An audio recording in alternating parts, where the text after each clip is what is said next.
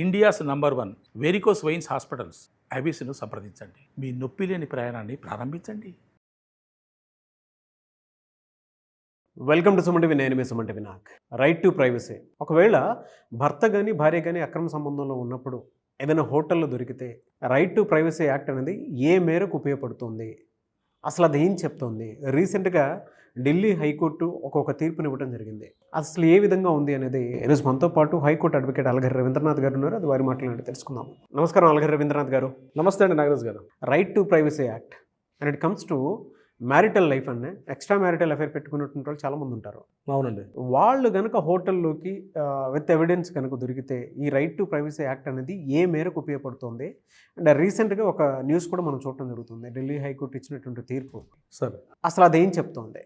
జనవరి 26th, 27th ఈ 2 డేస్లో ఒక సంఘటన సంబంధించి ఢిల్లీలో నివసిస్తున్నటువంటి ఒక ఆర్మీ మేనేజర్, ఆయన ఏం చేశారంటే తన భార్య, ఆమె కూడా ఆర్మీ మేనేజర్గా పనిచేస్తున్నట్టుగా తెలుస్తుంది. తన దగ్గర పనిచేస్తున్న జూనియర్ ఒక మేజర్ తోటి ఆమె ఢిల్లీలో ఏరో సిటీ అన్నటువంటి ఒక ప్రాంతంలో ప్రైవేట్గా వాళ్ళిద్దరూ కలిసి కాస్త వ్యక్తిగతంగా ఉన్నటువంటి విషయం అయితే తెలిసింది ఈ ఆర్మీ మేనేజర్ గారికి. దీనికి సంబంధించి ఆర్మీ మేనేజర్ గారి దగ్గరగా ఉన్నటువంటి ఆ హోటల్కి వెళ్ళి నా భార్య ఎవరితో వచ్చింది, ఎన్ని గంటలకు వచ్చింది, వివరాలు తెలియపరచమంటే ఆ హోటల్ మేనేజ్మెంట్ ఏం చేశారంటే రిజెక్ట్ చేశారు.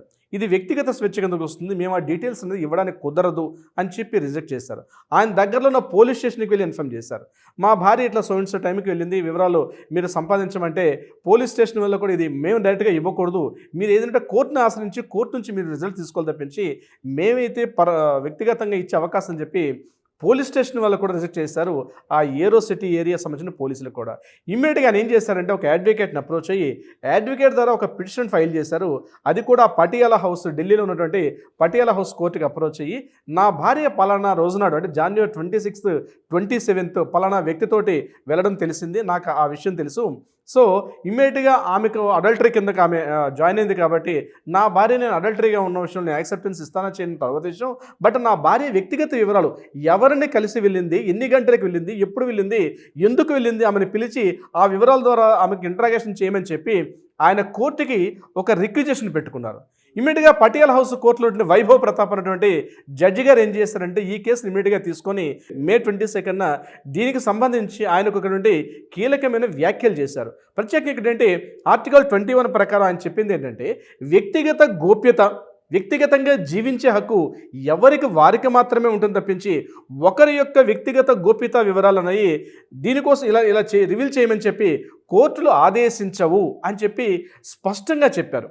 అనేక సంవత్సరాలుగా మనకి కోర్టుల్లో ఈ వ్యక్తిగత వివరాలు, గోప్యత విషయం సంబంధించి ఒకరి యొక్క ప్రైవసీ మ్యాటర్స్ని సొంతంగా భార్యాభర్తలు అయినప్పుడు కూడా భార్యకి భర్త కావచ్చు, భర్తకి భార్య కావచ్చు, ఒకరి వ్యక్తిగత వివరాలు మరొకరికి తెలియపరచమని చెప్పి ఎక్కడా చట్టాలు నిర్దేశించవు అని చెప్పి. అవునండి, వ్యక్తిగత వివరాలు భద్రపరిచి ఇవన్నీ కూడా సీక్రెట్స్గా ఉంటాయి. సో భర్త ఎవరితోనైనా వెళ్తే ఆ యొక్క వివరాలు అడగమని చెప్పి భార్య కానీ, లేదా భార్య ఎవరెవరితో తిరుగుతుంది, ఎక్కడెక్కడ తిరుగుతుంది ఎంక్వైరీ చేయమని చెప్పి, ఎంక్వైరీ చేసే విషయాల మీద కమిషన్ వేయమని చెప్పి, లేదా పోలీసులను కూడా గైడెన్స్ ఇస్తూ కూడా ఎక్కడా కూడా మేము ఉత్తర్వులు జారీ చేయలేమని చెప్పి ఖరాఖండిగా Delhi high court Patiala house court వాళ్ళు దీని మీద వివరణాత్మకంగా ఒక వివరణ తెలియపరచడం కూడా జరిగింది. ఇక్కడ ఒక కాంట్రడిక్షన్ ఏంటంటే వ్యక్తిగతంగా జీవించే హక్కు ప్రతి ఒక్కరికి ఉంటుంది. కొన్ని సందర్భాల్లో భార్య ఏం చేస్తుందంటే భర్తకి తెలియపరచకుండా తన పుట్టింటికో ఎక్కడికో ఒక చోటికి చెప్పా పెట్టకుండా వెళ్ళిపోతే కేవలం ఆ కాంజుగల్ రైట్స్ యాక్షన్ ద్వారా, చట్టం ద్వారా మనం మరలా పుట్టింటికి తెప్పించుకుని ఏర్పాటు చేయగలం తప్పించి ఎందుకు వెళ్ళింది, అలా వెళ్ళకూడదు కదా అని చెప్పే హక్కు కోర్టులకు కూడా లేదన్నమాట. అదే విషయాన్ని ఇక్కడ వైభవ్ ప్రతాప్ జడ్జి గారు ఉటంకిస్తూ ఏం మాట్లాడారంటే ఆమె యొక్క వ్యక్తిగత వివరాలని, ముఖ్యంగా ఒక వ్యక్తి సమాజంలో జీవించే హక్కు ఉంటారు, అది స్త్రీ కావచ్చు, పురుషుడు కావచ్చు, ఇద్దరికి కూడా సమాన హక్కులు ఇచ్చేటప్పుడు ఒకరి వ్యక్తిగత వివరాలు తొంగి చూసే అధికారం మాత్రం ఎవరికీ లేదు. ఎట్టి పరిస్థితులు కూడా ఈ విషయం మీద కోర్టులు ఎటువంటి గైడెన్స్ గైడ్లైన్స్ ఇచ్చే పరిస్థితి ఉండదు. అదేవిధంగా పోలీస్ స్టేషన్లో కూడా ఈ రకంగా చేయమని చెప్పి మేము ఒక దిశానిర్దేశం చేసే అవకాశం కూడా ఉండదని చెప్పి ఈ కేసుకు అంతకుముందు మనం 2018లో మనం చూసాం. అప్పుడు జాషువా కేసులో కూడా అప్పుడు అడల్టరీ కేసును కూడా కొట్టేయడం జరిగింది. అంటే ఏంటి, అంతవరకు చట్టం ఏం చెప్పేది, ఒక భర్త అంటే ఒక మెన్ ఒక ఫిమేల్తో కలిసి వెళ్ళేటప్పుడు తెలియకుండానే ఆమెను తీసుకొని వెళ్ళేటప్పుడు, అంటే వ్యక్తిగతంగా ఎక్కడికైనా తీసుకెళ్ళి పెళ్ళైనా పెళ్ళి కాకపోయినా ఒక వ్యక్తిని తీసుకెళ్లేటప్పుడు చట్టం ఏం చేసేది, ఇతన్ని పూర్తిగా ఇతను వ్యభిచారం చేశాడనో అడల్టరీ చేశాడనో ఇతన్ని శిక్షించే అవకాశం ఉండేది. కానీ 2018 వచ్చిన చట్టం ఏం చెప్పింది, అడల్టరీని సెక్షన్ 497 ఎప్పుడైతే కొట్టేశారు. ఎందుకు కొట్టాల్సి వచ్చిందంటే ఇక్కడ అమ్మాయి వెళ్ళిందంటే అమ్మాయి ఇష్టపూర్వకంగా వెళ్ళింది కాబట్టి అది నేరం కాదు. అమ్మాయి వెళ్ళడం నేరం కాదు. అంతకుముందు ఏముండేది, ఆ అమ్మాయిని పక్కన పెట్టారు, అబ్బాయిని మాత్రం శిక్షించడం జరిగేది. సో దానికి భయపడేవారు. కనీసం మానవ సంబంధాల మధ్య ఈ వివాహేతర సంబంధాల విషయంలో కొంత కంట్రోల్ ఉండేది. కానీ ఎప్పుడైతే 497 సెక్షన్ లిఫ్ట్ చేసేసారో, ఎందుకు లిఫ్ట్ చేయాల్సి వచ్చింది అంటే ఒక స్త్రీ వెళ్ళిందంటే ఆమె కూడా కాస్త ఇష్టపూర్వకంగా వెళ్ళి ఉండొచ్చు కాక, అది కాకుండా ఆమె కూడా స్వేచ్ఛగా జీవించే హక్కు ఉంది. ఇది కేవలం ఆమె ఒక్కరి వల్ల ఇతను ఒక్కరి వల్ల బలప్రయోగంగా జరిగే అవకాశం ఉండదు కాబట్టి ఇద్దరు ఇష్టపూర్వకంగా వెళ్ళారు కాబట్టి ఇతన్ని నిందించడం జరగదు. ఈ అబ్బాయిని ఇక్కడ మనం ఏదో పూర్తిగా చట్ట ప్రకారంగా వ్యతిరేకంగా శిక్షించడం తగదని చెప్పి సెక్షన్ 497 కొట్టివేయడం జరిగింది. అదే విషయాన్ని ఇక్కడ ఓటంకిస్తే ఏం చెప్పారంటే వాళ్ళిద్దరూ కలిసి వ్యక్తిగతంగా ఒక లాడ్జికి వెళ్ళారు, లాడ్జిలో కలిసి ఉన్నారు, ఒకరోజు ఉన్నారా 2 రోజులు ఉన్నారా, ఆ వ్యక్తిగత వివరాలు హోటల్లో ఉన్నటువంటి ఆ లాడ్జిల దగ్గర మనం ఎంటర్ చేసిన లిస్టులో ఆ డీటెయిల్స్ మళ్ళీ థర్డ్ పర్సన్కి ఇవ్వడం ఎట్టి పరిస్థితుల్లో కుదరదు. దీన్ని ఇంతకుముందు మనకు మెడ్రాస్ హైకోర్టు ఇచ్చిన తీర్పును కూడా కాస్త అక్కడ ఈ విషయాన్ని కూడా మాట్లాడడం జరిగింది. అందులో ఏం చెప్పారు, ఒక పర్సన్ యొక్క వ్యక్తిగత వివరాలు అంటే థర్డ్ పర్సన్, భార్యాభర్తలు కాకుండా థర్డ్ పర్సన్ వెళ్ళి వాళ్ళ యొక్క ఫోన్స్ లిస్ట్ కానీ, కాంటాక్ట్ లిస్టు, వాట్సాప్ లిస్టు, వాళ్ళ ఇంటర్నల్ వీడియోస్, వాళ్ళ internal privacy photos, private videos, ఇవన్నీ కూడా దీన్ని తీసుకోవడం కూడా చట్టరీత్యా నేరం కాబట్టి వీటన్నిటిలోని ఇవి కూడా వస్తాయని చెప్పి ఎట్టి పరిస్థితుల్లో కూడా తొంగి చూడండి కుదరదు. మీరు సొంత భార్యాభర్తలు ఎంత మాత్రాన ముందుగా మీరు మనుషులు, ముందు మీకు వ్యక్తిగతంగా జీవించే హక్కు ఉంది, తర్వాత వ్యక్తిగత రక్షణ కూడా ఉంటుంది కాబట్టి భార్యాభర్తలు అయినంత మాత్రాన పూర్తిగా మీ వివరాలన్నీ భర్తకి చెప్పాలను, లేకపోతే భర్త యొక్క వివరాలు పూర్తిగా భార్య తెలుసుకొని ప్రయత్నించడం కరెక్ట్. ఎవరి హక్కులు వాళ్ళని కాపాడుకుంటూ కలిసి జీవించడం తప్పించి ఒకరి వ్యక్తిగత విషయాల్లో కూడా లోపలికి వెళ్ళిపోయి అతని యొక్క వ్యక్తిగత విషయాలకు భంగం వాటిల్లుతూ రీసెంట్గా మనం బెంగళూరులో చూస్తాం. ఒక కేసు సంబంధించి ఇలాంటి విషయం జరిగింది. పూర్తిగా భార్య ఏం చేశారంటే ఆ భర్త ఎవరెవరితో మాట్లాడుతున్నారు, ఆ భర్త యొక్క ఫ్రెండ్స్ ఎవరు, ఆ ఫ్రెండ్స్తో మాట్లాడడం, ఇతని యొక్క ప్రైవసీకి భంగం. అంటే ఇతను ఇంట్లో ఉండేటప్పుడు కూడా అతను మొబైల్ తీసుకుని పెట్టుకోవడం, అతను ఇంట్లో ఉండేటప్పుడు కూడా ఎవరితో పూర్తిగా తన కంట్రోల్లో పెట్టి, ఈవెన్ తన ఆఫీస్కి వెళ్ళిపోయినప్పుడు కూడా భర్త ఆఫీస్కి వెళ్ళిపోయినప్పుడు కూడా అతను ఎవరెవరితో మాట్లాడుతున్నారో అతను ఆఫీస్కి వెళ్ళి వాళ్ళ ఫ్రెండ్స్ చేసి వాళ్ళ ఫ్రెండ్స్ యొక్క కాల్స్ లిస్ట్ చెక్ చేసుకుంటూ వాళ్ళతో మాట్లాడుతూ నిజంగా మా హస్బెండ్ ఆఫీస్కి వచ్చాడా లేదా, ఎన్ని గంటలకు వస్తున్నాడని చెప్పి ఇలా క్రాస్ ఎగ్జామినేషన్ చేసుకోవడం కూడా కరెక్ట్ కాదు అని చెప్పి మనకి బెంగళూరు హైకోర్టు కూడా కేసులు తీర్పడం జరిగింది. సో పెళ్లి చేసుకున్నంత మాత్రం మీరు భార్యాభర్తలే,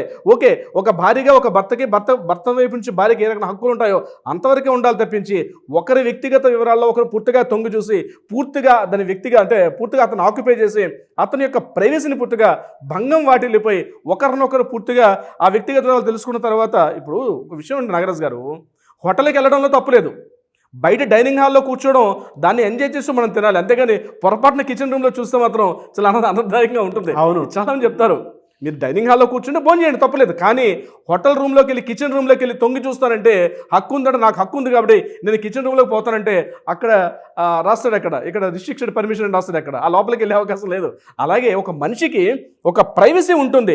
తన ఫ్రెండ్స్ ఎవరు, తన కలీగ్స్ ఎవరు, తన ఆఫీస్ మేట్స్ ఎవరు, ఎవరితో ఎలా ఉండాలి, అక్కడ స్త్రీలు ఉంటారు, పురుషులు ఉంటారు, కానీ వాళ్ళ దర్శనంలోకి ఎలా అయితే తొంగి చూడకూడదో అదేవిధంగా తన భార్య విషయంలో కూడా ఇతను తన భార్య ఎవరితో తిరిగిందని చెప్పి భర్త కూడా చూడకూడదు అని చెప్పి Patiala house court Vaibhav Pratap judge గారు దీనికి పూర్తిగా ఒక డీటెయిల్గా ఇచ్చారు. The end of the relationship అని ఒక బుక్ను కూడా ఆయన కోట్ చేస్తూ దీన్ని మాట్లాడారు. ఒక రిలేషన్షిప్ ఎండ్ అయిపోతుంది కాబట్టి అటువంటి విషయాల్లో ప్రైవేట్గా వ్యక్తిగతంగా లోపలికి వెళ్ళి తొంగి చూసే పని చేయొద్దు, మేము ఆ వ్యక్తిగత గోప్యతలు ఇవ్వమని చెప్పి మనం పోలీస్ స్టేషన్లో మేము గైడెన్స్ ఇవ్వలేమని చెప్పి ఈ విషయం మీద క్లియర్గా ఢిల్లీ హైకోర్టు స్పష్టంగా చెప్పింది. నాగరాజ్ గారు, అంటే దీని మీద ఆడియన్స్ కూడా ఏ విధంగా స్పందిస్తారు అనేటువంటిది వారి ఊహకే వదిలేద్దామండి. కింద కామెంట్ బాక్స్లో మీ ఒపీనియన్ ఏదైనా సరే షేర్ చేయండి. ఎందుకంటే రైట్ టు ప్రైవసీ అనేది ఒక్కొక్కరికి ఒక్కోలా ఉంటుంది. అవునండి, నా హస్బెండ్ నా హక్కు అని ఫీల్ అయ్యేటువంటి వాళ్ళు ఉంటారు, నా భార్య నా హక్కు అని ఫీల్ అయ్యేటువంటి వాళ్ళు కూడా కొంతమంది ఉంటారు. కొంతమంది సార్ అంటే జనరల్ కామన్ సెన్సే అది, ట్రూ కామన్ సెన్సే అది. సో దీన్ని ఏ మేరకు తీసుకుంటారనేది కింద కామెంట్ బాక్స్లో వాళ్ళు పెట్టే పోస్టులను బట్టి చూద్దాము. Anyway sir, thank you so much అలాగే రవీంద్రనాథ్ గారు. Thank you so much Nagaraj గారు.